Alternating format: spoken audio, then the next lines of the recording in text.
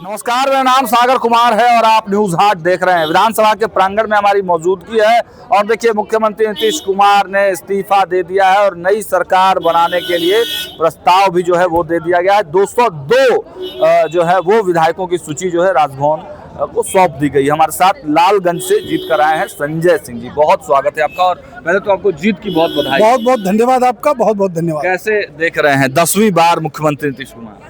देखिए, बढ़ते विकसित बिहार की तरफ हम सब लोग बढ़ चले हैं। ये 10वीं बार जो शपथ ले रहे हैं वो विकसित बिहार के सपने को पूर्ण करने का शपथ है। वो मुख्यमंत्री का केवल शपथ नहीं है, वो विकसित बिहार को पूर्ण करने का शपथ है।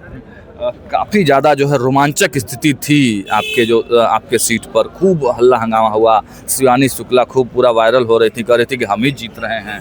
अब देखिए, अब कहने के लिए जो भी कहें, लेकिन जनता ने मन बना लिया था। बिल्कुल। आप वोटों के अंतर को देख करके महसूस कर सकते हैं कि इतने वोटों के अंतर को से कोई सामान्य तरीके से नहीं जीत सकता। बिल्कुल। और 31,500 लगभग वोट के अंतर से जीते हैं, तो जनता ने मन बना लिया था एनडीए के पक्ष में और संजय कुमार जो उनका सेवक है लालगंज का, उसके पक्ष में। बिल्कुल, जब हम लोग भी क्षेत्र में जा रहे थे तो लोग आपके नाम की चर्चा कर रहे थे संजय सिंह, लेकिन अब प्राथमिकताएं क्या होंगी, क्योंकि लोगों ने विश्वास दिया है, बड़ा जनाधार दिया है। देखिए, लोग कहते हैं कि हमने 5 वर्षों में जो काम किया है वो पिछले 25 वर्षों में वहाँ उतना विकास नहीं हुआ है, और अगला जो 5 वर्ष है उसमें हमने प्राथमिकताएं अपनी तय कर ली हैं।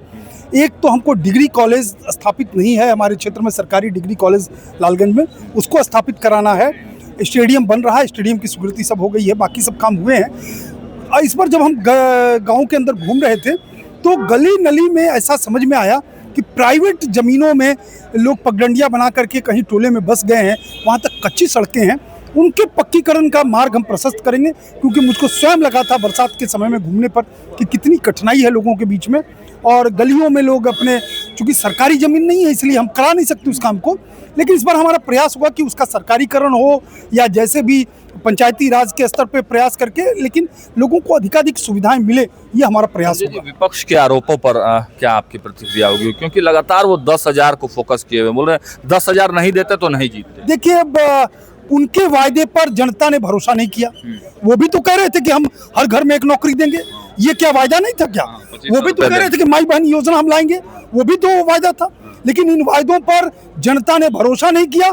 हमारे वायदे पर और हमारे किए गए काम पर जनता ने भरोसा दे दिया ना, डायरेक्ट दे दिया। तो हमारा काम है जनता को सुख पहुंचाना, जनता को लाभ पहुंचाना, ये तो हमारी जिम्मेवारी है। हमने आदर्श आचार संहिता के लागू होने के पहले ये सारे काम किए, कोई थोड़े ही उस समय बाद में हमने लागू किया है, हमने तो पहले लागू किया। सदानंद सिंह कह रहे हैं कि 25,000 वोट पहले ही से ईवीएम में फिट था। अच्छा, तो गिनती करावे ठीक से, हम उनको भी आमंत्रित करते हैं कि जरा ठीक से गिनती करवा लीजिए। अच्छा संजय सिंह जी, अब आगे क्या? अब तो मंत्रिमंडल का विस्तार होगा, कल भव्य आयोजन की तैयारी है, प्रधानमंत्री भी आ रहे हैं, तो मंत्रिमंडल का लिस्ट तैयार होगा? होगा, वो सब हम लोगों का विषय नहीं है।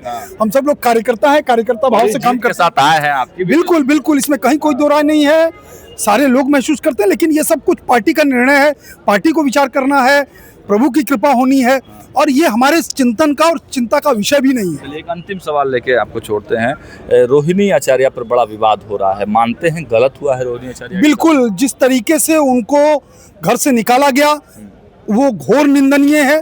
पूरे सनातनी समाज में कभी भी कोई स्वीकार नहीं कर सकता कि बेटी को बेइज्जत करके घर से निकाला जाए, बेटी को चप्पल मारा जाए, और वो बेटी जिसने अपने पिता के प्राणों की रक्षा के लिए अपनी किडनी दान दी हो, उस बेटी के साथ अगर ये सलूक हुआ है तो निश्चित रूप से निंदनीय है। आप लोग रोहिणी के साथ खड़े हैं? बिल्कुल खड़े रहेंगे, किसी भी सनातनी समाज की उस बेटी के साथ खड़े हैं जिसके साथ अन्याय होगा।